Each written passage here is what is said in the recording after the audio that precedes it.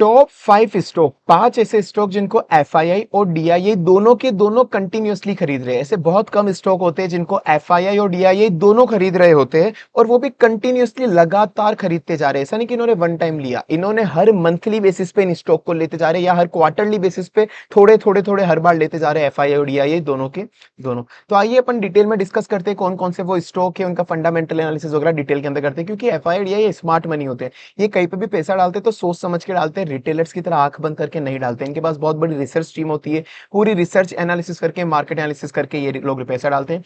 Even कभी कभार इनके पास कुछ इंटरनल इंफॉर्मेशन भी होती है, वो सब चीजें कंसिडर करके ये पैसा इन्वेस्ट करते हैं। तो आइए अपन डिस्कस करते हैं इन 5 स्टॉक को। बट हाँ, किसी ने अभी वीडियो लाइक नहीं करते तो एक बार वीडियो लाइक कर देना प्लीज, और एक बार चैनल सब्सक्राइब भी कर देना ताकि आने वाली वीडियो आपको मिलती रहे। लाइक, सब्सक्राइब और bell icon notification. And this video just for an education purpose, not any investment advice. चलिए आइए शुरू करते हैं। सबसे पहला स्टॉक है अपने पास आदित्य इन्फोटेक। आदित्य इन्फोटेक का काम क्या है, ये जितने भी सिक्योरिटी रिलेटेड, जो भी सर्विलेंस के रिलेटेड चीजें होती है ना, सिक्योरिटी और सर्विलेंस, वो सारे के सारे प्रोडक्ट बनाता है। ये उनको मैन्युफैक्चर करता है, असेंबल करता है और सेल भी करता है। जितने भी टेक मतलब टेक्नोलॉजी रिलेटेड जितने भी सिक्योरिटी आइटम है, सिक्योरिटी आर्किटेक्चर, सर्विलेंस के हार्डवेयर भी बनाता है और साथ में सॉफ्टवेयर भी प्रोवाइड कराता है। एग्जाम्पल के लिए सीसीटीवी बनाता है, माइक्रोफोन बनाता है, हार्ड ड्राइव्स बनाता है, एआई इनेबल्ड। तो ये जितने भी technology enabled security devices architecture वो बनाता है। अब इसने मेन अच्छी चीज क्या करी है अपने, अब देखो इसने सीसीटीवी वगैरह के अंदर सबसे बड़ा ग्रोथ इसको ये बनाया कि जितने भी इसके हार्डवेयर वगैरह है सिक्योरिटी वाले, उसमें इसने एआई इंटीग्रेट कर दिया। एग्जांपल के मैं बोलता हूं, उसमें सीसीटीवी में इसने एआई इंटीग्रेट कर दी कि अब सीसीटीवी कैमरा के थ्रू जो भी वीडियो रिकॉर्डिंग होगी उससे ऑटोमेटिकली पता पड़ जाएगा जो भी क्राउड होगी उनका क्राउड का बिहेवियर कैसा है, कोई भी कोई गलत एक्टिविटी तो नहीं कर रहा है, क्योंकि क्राइम आजकल बहुत ज्यादा बढ़ते जा रहे हैं। तो कोई भी गलत एक्टिविटी नहीं कर रहा, फेशियल रिकॉग्निशन हो जाएगी कि कोई भी क्रिमिनल तो नहीं है इस क्राउड के अंदर, क्राउड एनालिसिस भी हो जाएगा कि क्राउड का बिहेवियर कैसा है। ये सारी चीजें आजकल एआई के थ्रू इसने इंटीग्रेट कर दी है यहाँ पर।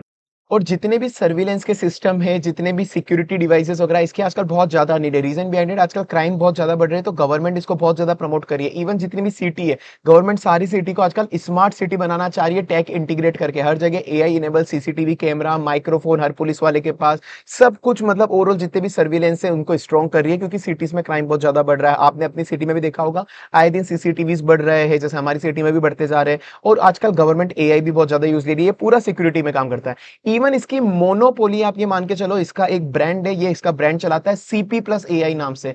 सीपी प्लस एआई आपने मोस्ट श्योरली आपने नाम सुना ही होगा। जितने भी अगर आप देखोगे कॉर्पोरेट, अगर आप कॉर्पोरेट देखोगे, हर कॉर्पोरेट के अंदर, एयरपोर्ट के अंदर, रेलवेज के अंदर जो भी ये आइटम सप्लाई करता है ना सिक्योरिटी के, ये सीपी प्लस ब्रांड के ही मोस्टली आपको मिलेंगे। तो इसका सबसे बड़ा मार्केट शेयर है इसका सिक्योरिटी सर्विलेंस के अंदर। तो गवर्नमेंट का कोई भी प्रोजेक्ट हो, एयरपोर्ट के अंदर सिक्योरिटी चाहिए होती है, रेलवे के अंदर, स्मार्ट सिटी के अंदर, जो कॉर्पोरेट कंपनीज होती है, बड़ी बड़ी कंपनी, सबको सारी की सारी सिक्योरिटी चाहिए होती है। सारे हार्डवेयर ये प्रोवाइड कराता है क्योंकि इसकी मोनोपोली सीपी प्लस। आप एक बार सर्च करना, आपको पता पड़ेगा। कंपनी के अगर मैं फंडामेंटल की बात करूं, कंपनी के फंडामेंटल क्वार्टर फोर एफआई 2026 के, पिछली बार क्वार्टर फोर 2025 के कंपैरिजन में रेवेन्यू 45% से बढ़ा है, प्रॉफिट 208% बढ़ा है। जहां पर रेवेन्यू 45% से बढ़ा है, वह प्रॉफिट 208% से बढ़ा है। मतलब इसका रेवेन्यू लगभग 4 गुना ज्यादा इसका प्रॉफिट इंक्रीज हुआ। ये एक अच्छी बात होती है, ऑपरेटिंग लीवरेज कंपनी को मिल रहा है कि कंपनी ने अपनी कॉस्ट कम करी है और कॉस्ट कम करते हुए उसने अपना प्रॉफिट इंक्रीज करा है एग्जिस्टिंग इंफ्रास्ट्रक्चर से। रिटर्न ऑन इक्विटी 19% चल रहा है। पी रेशियो का थोड़ा सा और 80 इंडस्ट्री का चलता है, इसके 112 चल रहा है। डेट टू इक्विटी 0.1 है, मतलब डेट भी एसएच कंपनी में बहुत ज्यादा है नहीं। बाकी मैंने इसके ग्रोथ फैक्टर आपको बता दिए, स्मार्ट सिटी, गवर्नमेंट के प्रोजेक्ट, एयरपोर्ट, रेलवे, कॉर्पोरेट वगैरह, ये सारी चीजें के अंदर। ये एक ये मोनोपोली मार्केट प्रोडक्ट है, मैंने आपको पहले बता दिया। इसके पास मोट पड़ा हुआ है और इवन ये एक्सपोर्ट भी करता है, middle east, Africa, south east Asia, सब जगह इसका एक्सपोर्ट भी चलता है। अब कंपनी की अगर अपन इसकी इस होल्डिंग की बात करेंगे तो होल्डिंग आप देखो, एफआईआई ने पहले जुलाई 25 के अंदर 0% होल्ड करते थे, फिर 4.04 करा, फिर 4.44 करा, फिर 4.36 करा, अब 5.72% कर दिया। तो लगातार कंटिन्यूअसली एफआई ने अपनी होल्डिंग इंक्रीज करी है। और इवन अगर आप डीआईए देखो तो डीआई ने भी 0 से 8%, 8 से 10%, 10 से वापस 10.06 से 10.2, पर 10 से वापस इन्होंने 14% कर लिया है। तो इन्होंने भी कंटिन्यूअसली अपनी होल्डिंग इंक्रीज करी। ठीक है, ये मैंने एंजल वन वेबसाइट का स्क्रीनशॉट यहाँ पर लगाया हुआ है। तो ये हो गई अपनी पहली कंपनी। आई होप आपको वीडियो अच्छी लग रही होगी। अच्छी लगी तो प्लीज एक बार वीडियो लाइक कर देना, चैनल सब्सक्राइब कर देना, बेल आइकन नोटिफिकेशन प्रेस करना। Like, subscribe, bell icon notification. अब अपनी नेक्स्ट कंपनी आती है प्रीमियर एनर्जी। प्रीमियम एनर्जी एक मिड कैप कंपनी है, थोड़ी सी रिस्की है क्योंकि थोड़ी वॉलेटाइल कंपनी है, सच रिस्की में रखें कि थोड़ा वॉलेटाइल ये बहुत ज्यादा है। तो अब इस कंपनी का काम क्या है, देखो आप में पता है कि सोलर पैनल, आपको पता है कि हर कंपनी सोलर पैनल्स तो आपको बहुत सारी कंपनीज आजकल बनाती है, पर एक दिक्कत क्या है, सोलर पैनल बनाने के लिए आपको सोलर के सेल्स चाहिए होते हैं, सोलर एनर्जी के सेल्स। तो पहले इंसान को सोलर सेल्स बनाने पड़ते हैं, फिर सोलर सेल्स के बाद सोलर पैनल बनते हैं, फिर फाइनली सोलर पावर प्लांट बनता है। तो जितनी भी इंडिया के अंदर कंपनी है ना, मोस्टली सोलर पैनल बनाती है। सोलर सेल्स वाली बहुत ही कम कंपनी है जो सोलर सेल्स भी खुद से बनाती है। तो जितनी भी कंपनी है इंडिया के अंदर, वो लगभग सोलर सेल्स चाइना से इंपोर्ट करती है। तो अपना इंपोर्ट यहाँ पर बहुत ज्यादा है सोलर सेल्स का। ये one of the rarest company में आती है इंडिया में, मतलब बहुत कम कंपनी है जो सोलर सेल्स भी खुद से बनाती है, इसको चाइना से इंपोर्ट करने की जरूरत नहीं है। इवन गवर्नमेंट भी प्रमोट कर रही है कि सोलर सेल्स आप इंडिया में बनाओ, क्योंकि सोलर पैनल की डिमांड अच्छी खासी है, पर आप लोग सोलर सेल्स इंपोर्ट कर रहे हो तो गवर्नमेंट का फॉरेक्स रिजर्व खाली हो रहा है। इसलिए सोलर सेल बनाने वाली कंपनी को गवर्नमेंट पीएलआई भी दे रही है, प्रॉफिट लिंक और प्रोडक्शन लिंक इंसेंटिव्स भी यहाँ पर दे रही है, तो इसलिए इसको इंसेंटिव का बेनिफिट भी मिल रहा है, गवर्नमेंट भी प्रमोट कर रही है। तो ये सोलर एनर्जी के सेल्स भी बनाती है और सोलर पैनल्स भी बनाती है, ये दोनों के दोनों बनाती है। अगर आप इसका year on year Q4 FY26 का रेवेन्यू देखोगे तो 35% से ग्रो हुआ है, प्रॉफिट इसका डबल ग्रो हुआ है 64% से, ये एक पॉजिटिव फैक्टर होता है। रिटर्न ऑन इक्विटी 35% चल रहा है, पी रेशियो इसका अंडर वैल्यूड चल रहा है, इंडस्ट्री का पी रेशियो 58 चलता है, इसका 32 चल रहा है। डेट टू इक्विटी 0.86, डेट थोड़ा सा ज्यादा लगा मुझे इसके अंदर, बहुत ज्यादा नहीं पर थोड़ा सा कंपेरेटिवली ज्यादा है इसके अंदर। ऑर्डर बुक वैल्यू अगर आप देखोगे तो इसकी 6,900 करोड़ की ऑर्डर बुक वैल्यू पड़ी है, मतलब आने वाले 12 से 15 महीने तो इसके पास अच्छा खासा रेवेन्यू प्रॉफिट इसका सिक्योर है पहले से ही। इसने अभी रिसेंटली अपनी कैपेसिटी एक्सपांड करी थी और अब इसकी जो कैपेसिटी हो गई सोलर सेल बनाने की 10.6 गीगावाट की हो गई है, और सोलर मॉड्यूल मतलब सोलर पैनल बनाने की कैपेसिटी 11.1 गीगावाट की हो चुकी है। इसके जो इंडस्ट्री का जो CAGR चल रहा है लास्ट, मतलब इसका इंडस्ट्री की जो ग्रोथ चल रही है सोलर पैनल की, क्योंकि गवर्नमेंट इतना ज्यादा पुश कर रही है, इस वजह से इसका 3 ईयर का, लास्ट 3 साल का जो रेवेन्यू रहा है उसका CAGR 105% का पर एनम इसकी ग्रोथ रही है। गवर्नमेंट पीएलआई भी दे रही है सोलर सेल्स बनाने के लिए ताकि इंपोर्ट रिड्यूस हो। इवन जो NTPC, Tata pavers, power solar system, ये जितनी बड़ी बड़ी कंपनी है इनको सोलर सेल्स यही सप्लाई करती है, ये कंपनी सप्लाई करती है प्रीमियर एनर्जी। और इसको एक बेनिफिट अभी और हो सकता है कि भाई यूएस ने क्या करा है, यूएस ने सब सारी कंट्रीज के ऊपर टैरिफ लगा दिया, पर उसने चाइनीज प्रोडक्ट पे बहुत ज्यादा टैरिफ लगाया, लगभग 100% के लगभग उसने चाइनीज प्रोडक्ट पे टैरिफ लगा दिया। तो पहले चाइना एक्सपोर्ट करता था यूएस को सोलर सेल्स, पहले चाइना करता था, तो अब चाइनीज कंपनी पे तो उन्होंने यूएस टैरिफ लगा दिया, इंडिया पे कंपैरेटिवली कम टैरिफ लगाया हुआ है। तो अब इनके पास अपॉर्चुनिटी है कि यूएस को एक्सपोर्ट प्रीमियम एनर्जी अच्छे खासे लेवल पे कर पाएगी। अब अगर आप इसकी होल्डिंग की बात करोगे तो होल्डिंग देखो यहाँ पे 2.96% थी, यहाँ पे थोड़ी सी कम करी पर वापस से 4% कर ली, फिर 4.48 हो गया, फिर 5% हो गया एफआईए का। वही आप डीआई की बात करो, डीआई का 8 से 11, 11 से 13%, 13 से 12 थोड़ा सा कम करा, पर वापस से 13% वापस से इंक्रीज इन्होंने कर दिया। तो कंटिन्यूअसली ये लोग अपनी होल्डिंग बढ़ाते जा रहे हैं। अब वैसे जितनी भी रिलेवेंट फैक्टर है कंपनी के फंडामेंटल है वो सब मैं आपको बताते जा रहा हूँ। वैसे जैसे मैं एंजल वेबसाइट के आपको यहाँ पे मैंने शेयर होल्डिंग पैटर्न भी बता दिया, बट अगर आपको और भी डिटेल के अंदर कोई भी, अगर आपको कंपनी के फंडामेंटल फाइनेंशियल्स जानने हैं तो आप कोई भी अच्छी वेबसाइट चला सकते हो। जैसे मैंने अभी एंजल वन चलाया हुआ है, यहाँ पे आप देखोगे आप पता पड़ जाएगा मिड कैप कंपनी है, इसकी प्राइस क्या चल रही है, प्राइस भी आपको दिख जाएगा। साथ में कंपनी के रिमेनिंग फंडामेंटल, पी रेशियो, अगर आपको जो भी चीजें चेक करनी है, और ये फाइनेंशियल हो गए, अब ये सारी चीजें यहाँ पे चेक कर सकते हो। अब अपन चलते हैं अपनी थर्ड कंपनी की तरफ। थर्ड कंपनी है अपनी बीएससी लिमिटेड। हाँ, एक और चीज, मैंने आपको 5 कंपनी बोला था पर मैं आपको 6 कंपनी बताऊंगा वैसे, हालांकि मैंने 5 बोला था, आपको एक और बोनस कंपनी में आपको एक्स्ट्रा बताऊंगा। अब बीएससी लिमिटेड ये भी एक मिड कैप कंपनी, आपको पता है एनएससी का कॉम्पिटिटर है सबसे बड़ा। बीएससी अभी सबसे बड़ा मार्केट शेयर तो एनएससी लेके बैठा है, पर धीरे धीरे उससे मार्केट शेयर लेता जा रहा है बीएससी, बॉम्बे स्टॉक एक्सचेंज। कि जब भी कोई इंसान बॉम्बे स्टॉक एक्सचेंज बीएससी के थ्रू शायद शेयर मार्केट में डीलिंग करेगा, चाहे इक्विटी खरीदेगा, चाहे डेरिवेटिव करेगा, करेंसी वगैरह कुछ भी खरीदेगा, तो बीएससी को फायदा होने वाला है। सबसे बड़ा मार्केट शेयर एनएससी के पास है, पर अभी धीरे धीरे बीएससी ने बहुत अच्छा ग्रो करा है। अभी रिसेंटली आप इसके फाइनेंशियल देखोगे, रेवेन्यू 81% से ग्रो हुआ है, प्रॉफिट इसका 122% से ग्रो है। रीजन बिहाइंड इट, सबसे मेजर रीजन है इसने डेरिवेटिव मार्केट अच्छा खासा ले लिया है एनएससी से। पहले क्या होता था, इसके जो डेरिवेटिव होते थे फ्यूचर ऑप्शन, इसने केवल मंथली एक्सपायरी निकाली हुई थी, पर इसने भी उसको वीकली एक्सपायरी कर दिया, तो इसलिए डेरिवेटिव का मार्केट शेयर अच्छा खासा ले लिया इसने एनएससी से, और अभी भी धीरे धीरे लेता जा रहा है। इसने भी डेरिवेटिव मार्केट में एक इनोवेशन लाया कि जितने भी सेक्टर वाइज डेरिवेटिव होते हैं, एग्जांपल के लिए आईटी सेक्टर का डेरिवेटिव, फार्मा सेक्टर का डेरिवेटिव, ये वो भी डेरिवेटिव लॉन्च करता जा रहा है। जैसे इसने आईटी डेरिवेटिव, फार्मा डेरिवेटिव, इस तरीके से इसने लॉन्च कर दिया आईटी इंडेक्स वगैरह के। तो ये डेरिवेटिव के अंदर इनोवेशंस ला रहा है, तो लोग बाग बीएससी में डेरिवेटिव भी ज्यादा ट्रेड कर रहे हैं, तो इसलिए आप इसका रेवेन्यू और प्रॉफिट की ग्रोथ आप इसकी देख सकते हो। साथ में अभी इसके पास आईपीओ भी इसके पास सबसे ज्यादा लिस्ट हुए थे एफआई 2026 के अंदर। जो आईपीओ लिस्ट होते हैं तो इनको लिस्टिंग फीस मिलती है और प्रोसेसिंग चार्जेस मिलते हैं, उसका भी इसको अच्छा खासा बूम मिला था। और सबसे बढ़िया चीज है, इसको एक ऑपरेटिंग लीवरेज मिलता है। ऑपरेटिंग लीवरेज जो मैंने आपको बताया था कि आपके पास कितने भी कस्टमर आ जाए आप उनको सर्व कर सकते हो बिना अपनी कॉस्ट को इंक्रीज करे। लेट्स से मैंने एग्जांपल के लिए मैंने एक लैपटॉप खरीद लिया, अब मेरे पास कितने भी कस्टमर आ जाए, कोई मेरे पास सीए वाले क्लाइंट आ जाए मेरे, तो मैं सारे मेरे कस्टमर को मेरे एक लैपटॉप से सर्व कर सकता हूँ। ये नहीं कि ज्यादा क्लाइंट आएंगे तो मुझे ज्यादा लैपटॉप लेने पड़ेंगे, नहीं। तो इसने अपने इंफ्रास्ट्रक्चर पे पूरा पैसा लगा दिया है, तो इंफ्रास्ट्रक्चर की कॉस्ट इसकी नहीं बढ़ेगी जितने भी नए कस्टमर आएंगे। तो जितने भी नए कस्टमर आएंगे पूरा रेवेन्यू इसका प्रॉफिट होगा, ये इसको ऑपरेटिंग लेवरेज अच्छा मिल रहा है। तो इसलिए इसका रेवेन्यू से ज्यादा इसका प्रॉफिट इंक्रीज हुआ है।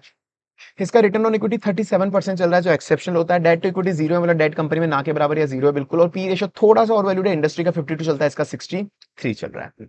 अब इसकी अगर आप शेयर होल्डिंग पैटर्न देखोगे तो हालांकि आप देखोगे 16 से 17% बढ़ा है सितंबर 25 से, फिर 17 से 19% करा, तो रिसेंटली यहाँ पे शेयर होल्डिंग इसने इंक्रीज करी है। पर पहले के 2 क्वार्टर में थोड़ी थोड़ी इसने डिक्रीज करी थी, 21 से 22% करी थी, इंक्रीज हुई। पर यहाँ पे 22 से 16 कर दी थी। पर अब वापस से एफआईआई को कुछ तो दिखा है जो उसने वापस से शेयर्स को खरीदना इसके शुरू कर दिया है। डीआईआई ने 14 से 13 करी, पर 13 के बाद डायरेक्ट 19 करी, 19 से 23 करी, 23 से 25%, 25% इसने कर दी। अब चलते हैं अपन अपनी नेक्स्ट कंपनी पे जो है मार्कसेंस फार्मा लिमिटेड। ये एक स्मॉल कैप कंपनी है, तो स्मॉल कैप में थोड़ा ध्यान से डील करना चाहिए। वैसे भी कोई बाय सेल एडवाइस नहीं, पर फिर भी कभी करो तो बहुत ज्यादा वॉलेटाइल होती है, ये चीज आप ध्यान रखना। अब ये कंपनी क्या बनाती है, इसका रेवेन्यू अगर आप देखोगे तो क्वार्टर फॉर 2026 के अंदर 23% से ग्रो हुआ है। प्रॉफिट इसका 64, मतलब प्रॉफिट ऑलमोस्ट डबल इसका ग्रो हुआ है। डबल क्या, ट्रिपल ग्रो हुआ है इसका, ट्रिपल रेवेन्यू इसका ग्रो हुआ है प्रॉफिट। अब ये कंपनी करती क्या है, ग्लोबल फार्मास्यूटिकल कंपनी है, मेजरली डील करती है एक्सपोर्ट के अंदर। ये एक्सपोर्ट करती है US, UK, Europe, Australia, even recently अभी नए मार्केट में भी है, जैसे यूके, यूरोप, ऑस्ट्रेलिया वगैरह, इनमें तो बहुत पहले से थी। अब ये जर्मनी, कनाडा, आयरलैंड सब में आ गए। तो जितनी मेजर बड़ी बड़ी कंट्रीज है, यूरोप की, यूके की, यूएस की, ऑस्ट्रेलिया की, सब जगह डील करती है। मेनली सबसे बड़ा इसका जो मेजर मार्केट शेयर है वो है जेनरिक मेडिसिन का, कि जो भी एडवांस जेनरिक मेडिसिन होती है, डायबिटीज वगैरह की मेडिसिन महंगी महंगी आती है, तो ये उसका जेनरिक मटेरियल बना देती है, जेनरिक मेडिसिन। और ये ओवर द काउंटर प्रोजेक्ट भी बहुत ज्यादा बनाती है, कि कोई भी ओवर द काउंटर नहीं होता कि आप जाके कोई फेस वॉश वगैरह मांगते हो किसी पे भी, ये फेस वॉश वगैरह दे देते हैं आपको, उस तरह की। साथ में रिसर्च भी करती है बाकी कंपनीज के लिए, कि बाकी जो ग्लोबल कंपनी उनके लिए रिसर्च भी करती है और ग्लोबल एक्सपोर्ट करती है। कंपनी का रेवेन्यू प्रॉफिट अच्छे खासे लेवल पे ग्रो है, रिटर्न ऑन इक्विटी 13% चल रहा है। पी रेशियो अंडर वैल्यूड चल रहा है, इंडस्ट्री का पी रेशियो 33 चलता है, इसका 25 चल रहा है। डेट टू इक्विटी 0.11 चल रहा है, डेट कंपनी में ऐसा बहुत ज्यादा है नहीं। और साथ में कैश रिजर्व इसके पास अच्छा खासा पड़ा है, 990 करोड़ का। किसी भी स्मॉल कैप कंपनी के लिए 990 का कैश रिजर्व, 990 करोड़ बहुत ज्यादा होता है। मैंने बोला इसका एक्सपोर्ट मार्केट बहुत बड़ा है। साथ में इसने नीदरलैंड के अंदर अभी रिसेंटली एक कंपनी एक्वायर करी थी क्विलिंग नाम से, उसको 7.5 मिलियन यूरो के अंदर इसने एक्वायर करा था, जिससे इसकी यूरोप के अंदर प्रेजेंस और ज्यादा इंक्रीज हो गई है। ओवर द काउंटर प्रोजेक्ट इसने बहुत ज्यादा बढ़ा है, कि कोई भी बिना मेडिकल प्रिस्क्रिप्शन के जो नॉर्मल होते हैं, फेस वॉश लेनी है, छोटी मोटी मेडिसिन लेनी है जो बिना डॉक्टर प्रिस्क्रिप्शन के मिल जाती है, वो भी बढ़ाता जा रहा है। यूएस, यूके, यूरोप में इसका ओवर द काउंटर प्रोजेक्ट बढ़ता जा रहा है। इसको जो भी बहुत बड़ा बेनिफिट मिल रहा है वो चाइना प्लस वन बेनिफिट मिल रहा है, कि चाइना प्लस वन स्ट्रेटेजी जो सारी कंट्रीज अडॉप्ट कर रही है, उनकी कंट्रीज का मतलब जितनी भी यूके, यूएस, यूरोप वगैरह है, वो क्या कर रहे हैं, चाइना से परेशान हो चुके हैं, कि चाइना की वजह से वो जितना भी एक्सपोर्ट करता है यूएस, यूके वगैरह में, वो चाइना करता है। पर अब लग रहा है कि चाइना से कभी भी सप्लाई चेन डिस्टर्ब हो जाता है, वहां पे कभी कभार कोई इशू चलता है। तो इन कंपनी यूके, यूएस वालों का कहना है कि हमको कोई एक और कंट्री भी चाहिए जो हमको सप्लाई कर चुके। तो इसलिए अभी सारी जितनी भी वर्ल्ड वाइड जितनी भी कंट्रीज है, सबने चाइना प्लस वन बेनिफिट अपना, मतलब चाइना प्लस वन स्ट्रेटेजी अपनाई हुई है। और प्लस वन के अंदर सबसे मेजर नाम आता है इंडिया का, कि वो चाइना की जगह इंडिया को बेनिफिट मिल रहा है, इंडिया इनको अब एक्सपोर्ट कर रहा है यहाँ पर। तो ये एक हो गया। उसके अलावा अभी रिसेंटली इसको एक यूएस के अंदर नया प्रोडक्ट लॉन्च करने के लिए भी परमिशन मिल गई है, नई मेडिसिन, दैट इज बेंजोनेंट। अब ये मेडिसिन भी जैसे ही लॉन्च होगी उसके बाद इसका रेवेन्यू इंक्रीज हो सकता है। इवन मैनेजमेंट ने जो कॉल करी थी कॉन्फ्रेंस कॉल में, FY 27 और 28 के अंदर टारगेट दिया था, कि मैनेजमेंट ने बोला कि हम FY 28 तक अपना रेवेन्यू 4000 करोड़ तक का कर देंगे, मैनेजमेंट का टारगेट है। मतलब ये 15 से 20% तो इनको CAGR रेवेन्यू की ये एस्टिमेट कर ही रहा है मैनेजमेंट, 15-20% की ग्रोथ। अब अगर आप कंपनी के शेयर होल्डिंग पैटर्न देखोगे तो यहाँ से यहाँ पे कंपनी ने थोड़ा रिड्यूस करा था, FI ने फिर थोड़ा रिड्यूस करा, पर वापस से इनको कंपनी को मतलब FI को कुछ तो ऐसी चीज दिखी जो इन्होंने वापस 8% से वापस डायरेक्ट डबल स्टेक कर दिया है, 16% इन्होंने वापस से खरीदना शुरू कर दिया है। डीआईए ने 4 से 5, 5 से 5.28, 5.28 से 5.91 और इससे वापस 5.91 से 6.57 लगातार कंटिन्यूअसली इंक्रीज करते गए। अब अपनी नेक्स्ट कंपनी है विशाल मेगा मार्ट। विशाल मेगा मार्ट जो एक रिटेल चेन, आपको पता है कि जितने भी आपको आइटम चाहिए होते हैं, चाहे ग्रोसरी शॉप हो, कपड़े हो, या मतलब जितने भी रिटेलर्स को आइटम चाहिए होते हैं अपने हाउस होल्ड वगैरह के लिए, ये सारी की चीजें, फैशन चाहिए, लाइफ स्टाइल चाहिए, इसेंशियल चाहिए, ग्रोसरी चाहिए, सारी चीजें आपको मिल जाती है। कंपनी की अगर फंडामेंटल की बात करूँ, क्वार्टर फोर 2026 के अंदर रेवेन्यू 22% से ग्रो है, प्रॉफिट 46% से, मतलब ऑलमोस्ट डबल ग्रो हुआ है। रिटर्न ऑन इक्विटी 11% से ग्रो हुआ है इसका, मतलब 11% है इसका। पी रेशियो इसका अंडर वैल्यूड चल रहा है, इंडस्ट्री का 74, इसका 66 चल रहा है। डेट टू इक्विटी 0.27 है, है, डेट कंपनी में बहुत ज्यादा है नहीं। अब इसके ग्रोथ फैक्टर देखोगे तो अब सबसे मेजर ग्रोथ फैक्टर इसका ये बन रहा है कि विशाल मेगा मार्ट जो प्रोडक्ट बेचता है, वैसे बाकी लोगों के प्रोडक्ट भी बेचता है, पर अब इसने खुद के ब्रांड के प्रोडक्ट भी लॉन्च कर दिए, कपड़े हो गए या ग्रोसरी हो गए या अब जो यूटेंसिल्स होते हैं खुद के ब्रांड की भी लॉन्च कर दी। तो इसकी जो मेजर सेल हो रही है वो इसके खुद के ब्रांड के प्रोडक्ट की हो रही है। तो खुद का ब्रांड जो है ऑन ब्रांड, इसका हाई मार्जिन बिजनेस है। जैसे जैसे इसके खुद के प्रोडक्ट की सेल इंक्रीज होगी, इसका मार्जिन धीरे धीरे इंक्रीज होता जा रहा है, इसलिए इसका रेवेन्यू से ज्यादा तो इसका प्रॉफिट इंक्रीज हो रहा है। बाकी ये टायर 2 टायर 3 रूरल सिटीज के अंदर ये अच्छा खासा चल रहा है, क्योंकि ये लो कॉस्ट में आइटम देता है और हाई वॉल्यूम में इसकी सेल होती जा रही है। जैसे आप देखोगे इसका पिछले साल इसके स्टोर थे 696 स्टोर थे, इस बार इसने इंक्रीज करके 795 स्टोर के लिए लगभग लगभग 98 स्टोर इसने एक साल में ओपन कर लिया और 535 सिटीज के अंदर ये पहुंच चुका है। बाकी अगर आप इसकी होल्डिंग की बात करोगे, एफआई कंटिन्यूसली बढ़ता आ रहा है, 7 से 12%, 12 से 15%, इसके 15.52, फिर 22% इंक्रीज हो गई, फिर 12.12 से 27 से 25 थोड़ा सा कम करा, पर वापस से इंक्रीज कर दिया 4.2 से इसका 47%, अब डायरेक्ट बढ़ा के इन्होंने 32%। तो ऑलमोस्ट ये कंटिन्यूसली इसकी इंक्रीज होल्डिंग होती जा रही है। तो 5 कंपनी अपनी हो गई, पर मैं आपको 6th कंपनी एक और आपको मैं बता देता हूं, जो है अपनी भेल, जो इंडिया का अभी largest power and electrical equipment बनाता है। मतलब जितने भी बड़े बड़े पावर प्लांट बनते हैं, तो पावर प्लांट में इलेक्ट्रिकल इक्विपमेंट चाहिए होते हैं। जितने भी इंडस्ट्री के आइटम लगते हैं, इंडस्ट्री में भी बड़े बड़े इलेक्ट्रिकल इक्विपमेंट लगते हैं। जैसे आपको जनरेटर चाहिए होता है, पावर प्लांट के अंदर जनरेटर ये बनाता है, बॉयलर बनाता है, टरबाइन चाहिए होता है, विंड पावर प्लांट के अंदर टरबाइन चाहिए होता है, वो टरबाइन भी ये बनाता है जो घूमने वाली चक्री होती है। डिफेंस इक्विपमेंट भी ये बनाता है, रेलवे के इक्विपमेंट भी बनाता है, जो बैटरी स्टोर करने के लिए होता है बेस वो भी बनाता है, ईवी के चार्जर बनाता है। तो जितने भी जो कॉम्प्लेक्स इलेक्ट्रॉनिकल इक्विपमेंट है वो ये बनाता है, इलेक्ट्रॉनिक इक्विपमेंट की डिमांड बढ़ती जा रही है। इसका रेवेन्यू अगर आप देखोगे 37% से ग्रो है, इसका प्रॉफिट 156% से ग्रो है, बहुत बड़ा पॉजिटिव फैक्टर रही है। रिटर्न ऑन इक्विटी 6% से इसका 6% चल रहा है, जो डिसेंट सा है, एक बहुत अच्छा भी नहीं है। पी रेशियो इसका ओवरऑल चल रहा है, इंडस्ट्री का 50 चलता है, इसका 90 चल रहा है। डेट इक्विटी 0.31, डेट इस कंपनी में बहुत ज्यादा नहीं है। ऑर्डर बुक वैल्यू इसके पास 2.4 लाख करोड़ की पड़ी है, मतलब अच्छा खासा ऑर्डर इसके पास पड़ा है। इसका फ्यूचर का रेवेन्यू प्रॉफिट अच्छा खासा सिक्योर है। और इसके बाद ये साथ में न्यूक्लियर पावर प्लांट की भी आजकल डिमांड बहुत बढ़ती जा रही है। न्यूक्लियर पावर प्लांट आप देखोगे धीरे धीरे जो एनर्जी शिफ्ट हो रहा है, कि आपको पता है थर्मल वगैरह से, कोल वगैरह से तो हम एनर्जी प्रोड्यूस नहीं करना चाह रहे, तो गवर्नमेंट न्यूक्लियर पावर प्लांट को पुश कर रही है। तो अभी जितने न्यूक्लियर पावर प्लांट इंडिया में है, उसमें 56% जितनी भी इलेक्ट्रिकल इक्विपमेंट लगे ये इसने सप्लाई करे, तो सबसे बड़ा मार्केट शेयर इसी का है। इवन इसने इंडिया का पहला टर्बाइन जनरेटर सेट बनाया, न्यूक्लियर पावर प्लांट में यूज होता है, इसने इंडिया का पहला बनाया। थर्मल पावर प्लांट के इक्विपमेंट भी बनाता है। गवर्नमेंट ने इसको रिसेंटली अलाउ करा है कि 21 इलेक्ट्रिकल इक्विपमेंट होते हैं एक कॉम्प्लेक्स वाले, जो ये चाइना से इंपोर्ट कर सकता है। पहले गवर्नमेंट ने बैन कर दिए थे, तो बैन करने की वजह से क्या हुआ था, ये अपने प्रोडक्ट बना नहीं पा रहा था। अब वो इलेक्ट्रिकल इक्विपमेंट ये इंपोर्ट करके अपने प्रोडक्ट बना सकता है, गवर्नमेंट से इसको परमिशन मिल गई है। अब इसके भी अगर आप होल्डिंग देखोगे तो एफआई ने हालांकि यहाँ पर थोड़ी थोड़ी रिड्यूस करी थी, बट अब वापस से एफआई को कंपनी में कुछ लगा कि भाई इसने यहाँ पे इंक्रीज करके 6.29 कर दी, 6.29 से वापस 7.23% कर दी। डीआईआई कंटिन्यूअसली इंक्रीज करते जा रहे हैं होल्डिंग।